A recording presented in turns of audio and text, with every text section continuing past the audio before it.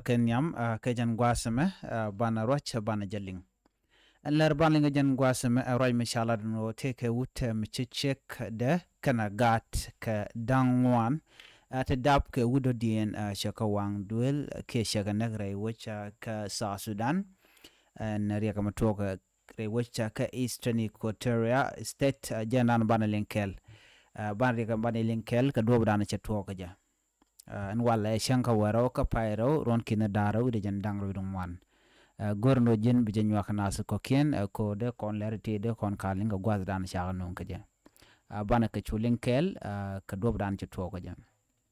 shit kamen shaling ka tain da wanamo shalad no take wood miche shek da chaja wang ke chaja nak kana gat chiga mo dang wan te dab ke wood dien kan gada to ka ga dang wan kamandien chakana kel kamandien jan wood money en wood dan en shalado de rajan ramdan la chow chikamo ere ka to gare which ka Eastern Equatoria ka do brana shalad ke ja shalad no en wood mo shwa de shek mo duel kana gat ka gwas mete ka toja ke shika ni re duel en duel mo chajalat ka dut ke Sunday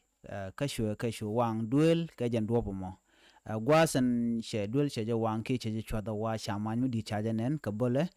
ka shwa te ka dol mi yallong ka shwa na tu ka chol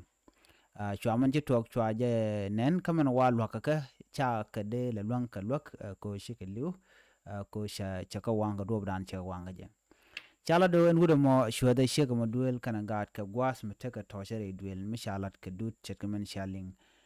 en wudo mo chala do jente jien ko le la lunde jok wony mo do den mi choten dundo kwai ka tar ka mandan naga nas ka je ka do bran shalat ka je kuma sa Sudan men cha ngaje gwa chala do jen cha je kef ka kwire ka mandan chalat kap ko je jene bara rode jene we wodo dien chachu kap kuma sa Sudan chi polin je kap en gwas dan chi tokten en uda mo en uda dan en nakna chala do jen der te karun ti chopo jen joko wonyam run ti chopo jen joko wonyam karun en kon la run deb kade en gwasamo en shega dan en wang duel kana gat ke shale meri ka point den uda mo shale o kenya jaram dan nakna men nak sheka na gat ke dangwan lo shere mi shane de shop ko die shega nak antama chala do jen chaje kep jare ti jen re wicha ka juba